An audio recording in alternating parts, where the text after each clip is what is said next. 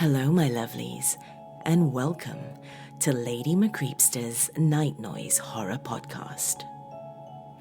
Today I have a very special episode for you, as it features the talents of Nature's Temper. If you are not yet familiar with him, be sure to check out his YouTube channel after listening to this. Today's tale is by author SinisterSilver on Creepypasta Wiki, and it's about two people who are seemingly made for each other. A warning though, my dears, this tale might not necessarily be safe to listen to at work or with young children around. So come now, my dears, lean in closer and we'll begin.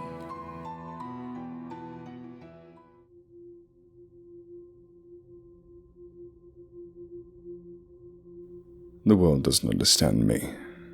They think I'm a monster, and that my work is grotesque and horrific. What they fail to realize is that I preserve beauty. If I let my lovelies grow old, they will decay and become wrinkled abominations. What I do to them is often necessary due to their resilience.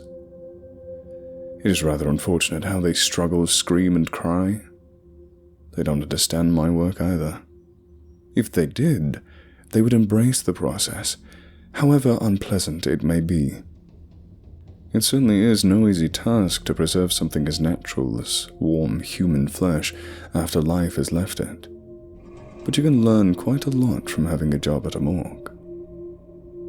I know what you may be thinking, but I have never taken a body from work. I may sneak a few assembling supplies out of there from time to time, but I would never lower myself to using one of the badly damaged or generally hideous specimens that go through that place. I usually find one of my darling lovelies over dating services on the internet. Many sad and lonely women out there have their beauty go unappreciated. I aim to change that with my work. Once I have them in my workshop, I put them on my table. After they've been properly strapped in, I use a variety of chemical products with long and boring clinical names to touch up any superficial cuts from the acquisition process and fix any blemishes on the skin. Then it comes time to preserve their beauty with an injection of embalming fluid. This usually causes my lovelies to quickly lose their painful lives. What I have to give them is greater though. How many women's grooming products are dedicated to the idea of eternal youth and beauty? I can give that to them.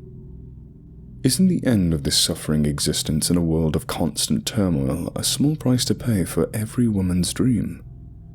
Anyway, there are a lot of uninteresting details about the process. Fluid needs to be drained, a mechanical pump is used, and several more injections are necessary. When the process is complete, and the injection sites are concealed, they always look so beautiful. With their appearance preserved so perfectly, I often can't help myself. I simply must take them for my own. It is so magical to bond with someone once their beauty has been made permanent. I would love nothing more than to just keep them all. But my home workshop is not large enough to house my collection, so regrettably I must often let go of one of my lovelies and dispose of them in one of the only ways I know how to keep my work intact. I clean and dress them up to the best of my ability and lay them in a field or garden. I have a few words with my lovelies and take a picture to remember them by before I reluctantly leave them. I often pray that the animals and insects leave them to be and do not disturb their preserved radiance. Recently, it seems my work has garnished the attention of the police and local news. They call me the embalmer. What a crude name for a beauty preservation artist.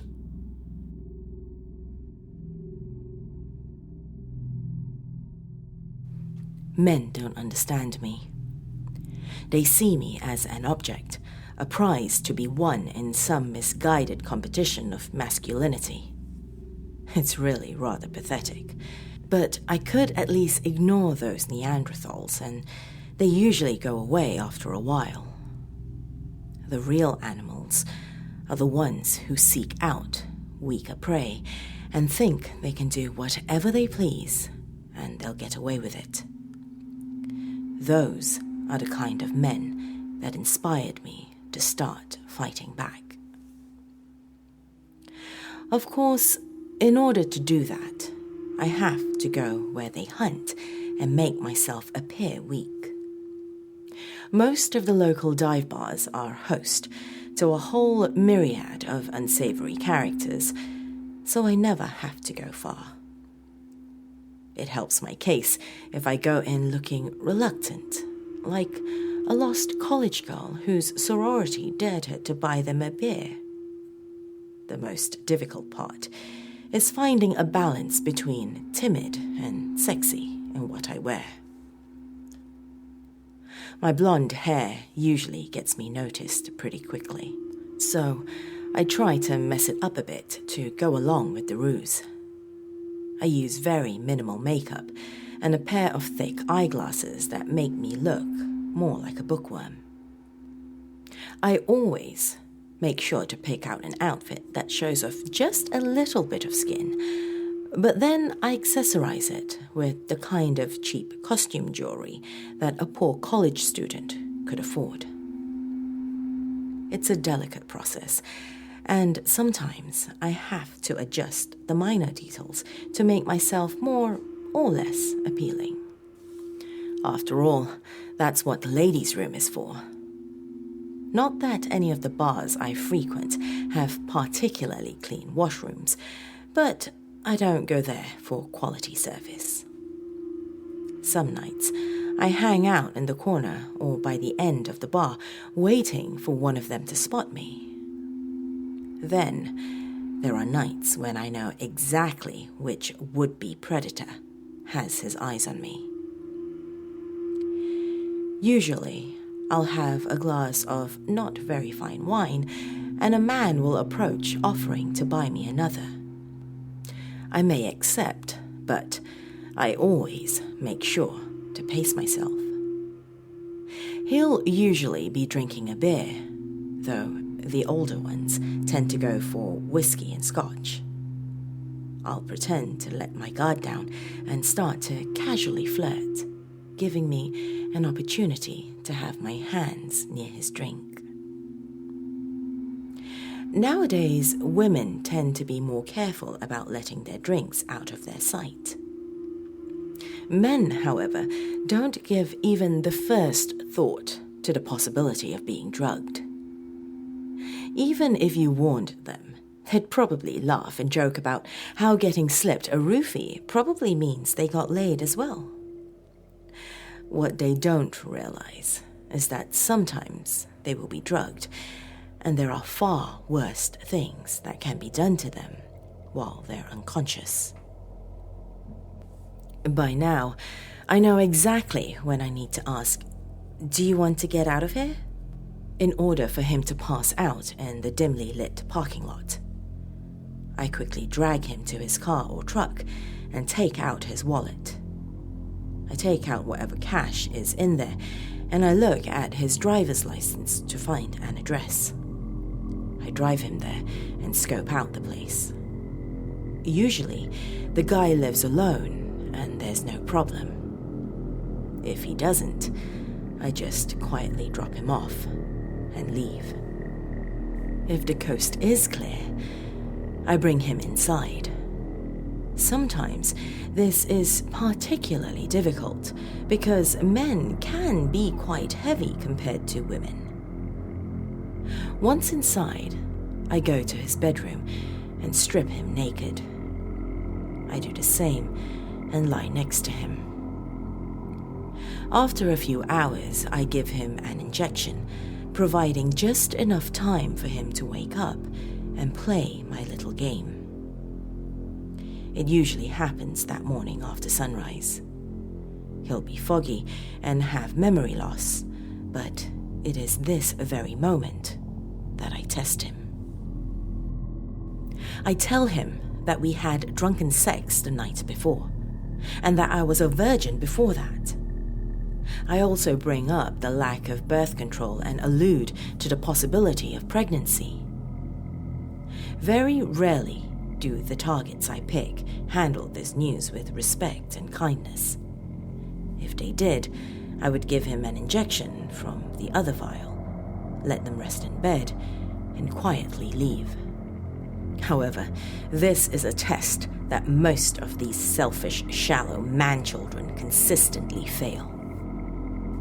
It can get rough, and sometimes his anger is a bit physical, but it doesn't take long for all that activity to wear on him. Within a few moments, he begins to feel dizzy and lightheaded.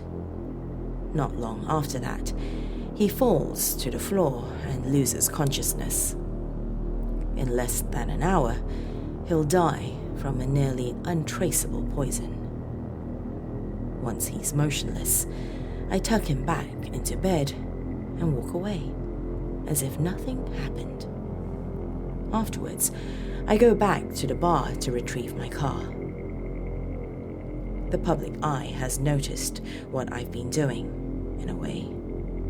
There are reports of dead bodies turning up as the result of unknown causes, but most are written off as natural. While I prefer anonymity, part of me wishes I could tell the world how I fight for women. I rid the world of the lecherous, misogynistic mouth breathers that would steal a young girl's innocence and refuse to take responsibility for the consequences. I am nothing if not fair, though. After all, I always give them a choice.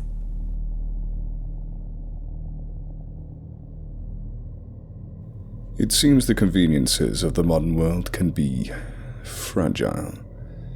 The search for my latest lovely was interrupted by a sudden and unexpected loss of internet connection.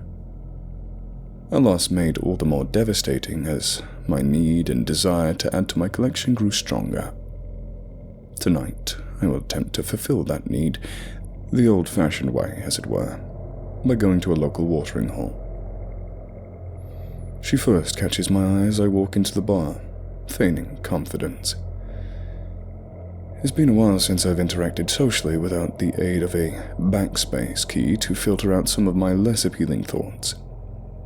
But she doesn't strike me as superficial, at least not enough to turn away a suitor at a minor slip of the tongue.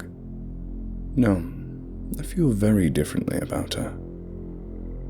Golden locks of hair shimmer from atop her head. Yet it appears she either has difficulty styling it or perhaps it has been disheveled from some rigorous activity. As I gaze upon her, I notice a large pair of corrective eyewear and some less than fashionable jewelry. She looks young, far too young to be in a filthy place like this. I decide that I must approach her and ensure that none of these vermin get to her. I approach modestly, but not without trepidation. I tell her that she's far too beautiful to be in a den of debauchery where such beauty will undoubtedly go unappreciated. I also warn her, though not with intent to frighten, that she should proceed cautiously with so many womanizing scoundrels about. She receives my words well and introduces herself. Her name is Tanya. Her voice is incredible, timid yet stern. Something about it seems out of place, as though beneath her reluctant exterior there was inner strength. Her spirit or her soul perhaps, but of course it can be difficult to say about someone you've just met. I feel something different about her though. Something special, I suppose you would call it. We talk for what seems like hours on various subjects, likes, dislikes, hobbies, etc. Yet somehow I can't tear my eyes away from her magnificent beauty. If only she didn't hide it so. All she would need would be a bit of hairspray, contact lenses, a nice dress, perhaps some better jewelry, and a few very minor touch-ups with a makeup brush. Of course, that sounds like a lot, but it would be a very simple makeover and she would look ravishing. Then again, if that happened, these Baroon troglodytes would be all over her. After conversing for a few more minutes, I cordially invite Tanya to stay the evening at my humble abode. She's had a few glasses of wine after all and is in no state to drive. I treat her with respect every step of the way, as a good gentleman should. I hold the door for her and carefully guide her head into the car so she wouldn't bump into the roof. We arrive at my place and I show her the guest room, warning her not to go into the basement because it has a rat problem and has recently been fumigated. Though the truth is that my lovelies are down there. I don't yet expect her to understand what my collection is and why I keep it. For now, it is just better to lie about such things. I bring her some sweatpants and a shirt to sleep in, both of which are probably 3 sizes too big to fit her small frame. She asks me why I haven't tried to make a move on her. I tell her I admire her beauty far too much to take advantage of her drunken state. She laughs and confesses that she was merely pretending to be drunk so I'd take her home. She claims she can hold her liquor much better than that and even offers to take a field sobriety test in the hallway. She walks a straight line over to me and we start kissing. We go into my bedroom and fall onto the bed. She asks if I have protection, which I affirm, and she says, "Good. While you take care of that, I'll slip into something more comfortable." She leaves the room for what seems like an eternity. I prepare the contraceptive and anxiously await her return. Finally, she comes back wearing the sweatpants and t-shirt I'd given her and both have a good laugh about it. Stripping them away, she reveals a very enticing set of lingerie. She climbs on top of me and we are entwined at last. Her soft, warm flesh feels like pure bliss as I stare endlessly into her deep, enchanting eyes. It is all so perfect, until she pulls my head next to hers and bites onto my neck. I push her away for a moment and see that the look of desire in her eyes has changed to one of hatred and anger. She lunges back at me, trying to scratch and claw with an insatiable bloodlust. I grab her by the throat and begin squeezing until the light in her eyes is extinguished. I thought she was different from the others. It's a shame she'll just be another part of my collection tomorrow. Right now, I feel a bit weary. I'll just sleep beside her for tonight. It's been a slow night at the bar, and hardly anyone is making a move. I begin to wonder if I need to adjust my wardrobe, when suddenly he walks in. Immediately, I know that his little grin is a facade and that he's hiding something. He sees me and already starts making his way over. I can tell this one's going to be tricky. He can barely hide his eagerness to talk to me. I get the "what's a pretty girl like you doing in a place like this" routine from him, though he phrases it a touch more eloquently. He claims that I'm far too beautiful to be surrounded by such a cross and ill-mannered bunch of ruffians. I admit, it is a tad classier than the usual array of terrible pickup lines men use on me, but it is a means to the same end. I smile and introduce myself. He says his name is Jacob. He seems charming enough. Had I not been so intent on finding his dark side, I may have even been fooled into thinking he was a nice guy.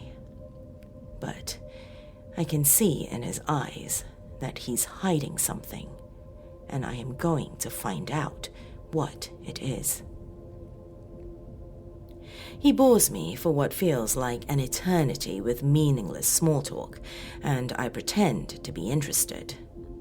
What's worse is how he keeps staring at me. I get the feeling that he's admiring me, but also judging my intentionally modest wardrobe choices. Then again, if I were wearing a sexy dress, this creep probably wouldn't have the balls to approach me. Unfortunately, The bastard invites me back to his place before I get a chance to drug his whiskey. I can't say no if I want to keep him on the hook long enough to find out what he's hiding. So I'll just have to be extra careful and rely on the element of surprise. I pretend to be tipsy, so he walks me out to his car. He holds the door and touches my hair as I sit down in the passenger's seat. I suppose he thinks he's being a gentleman. We arrive at his place, which I expect to be a filthy bachelor pad littered with porn. Instead, it is a well-kept house with enough room for a small family. He warns me not to go into the basement, claiming it has a rat problem. But I immediately know I have to find a way to get down there. You see, it's always the one place they tell you not to go that will house their darkest secrets. He shows me his guest room and quickly retrieves some sweatpants and a t-shirt for me to sleep in. I turn on the charm and ask why a guest room and pajamas instead of his bed and my underwear. He says, because I respect your beauty too much to take advantage of you in such a manner. I laugh and tell him I was only pretending to be drunk so he'd take me home. Jokingly, I offer to prove it by walking a straight line. I walk right up to him and we start making out. We go to his bedroom and I ask him if he has protection. He says he does, so I tell him to put it on while I change. I know this is my chance to see the basement while he anxiously awaits my return. In order to make my excuse valid, I quickly change into the sweatpants and t-shirt before I go. I make my way down the dark steps, feeling around for a light switch or a flashlight. There is an awful stench coming from deep within the basement. It smells like chemicals and death, and for a moment I consider that maybe Jacob was telling the truth. Then a thin string brushes past my face and I reach for it.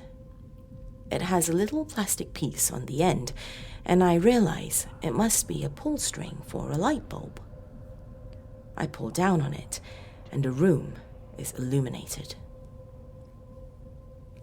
The cold stone walls are lined with dead bodies of women. All of them dressed in various outfits, most of which are sexualized. I can also see makeup and jewelry carefully placed on each one. It takes everything I have not to scream in horror at the sight of them. Jacob is worse than any of the pigs I've tested before. He doesn't just objectify women, he kills them. I quietly turn out the light and make my way back up the stairs. I go back into his bedroom and joke about how I changed into the sweatpants because they were more comfortable. I take them off, get on top of him, and we start to have sex. God, even now, he can't stop staring at me. I can't stop thinking about what he did to those women, how he killed them, dressed up their bodies, and did God knows what else to them. It's all so sick. I pull him close, pretend to bite him on the neck, and inject him with the poison.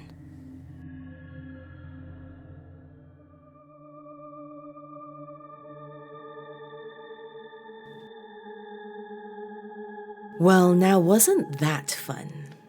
Have you already met your soulmate? Did they slay you on first sight? Leave me a comment and let me know, or pop me a tweet. My Twitter handle is simply Lady McCreepster. If you'd like to follow me on Facebook, facebook.com/Lady McCreepster is my Facebook page. Till next time, my dears, Sweet dreams.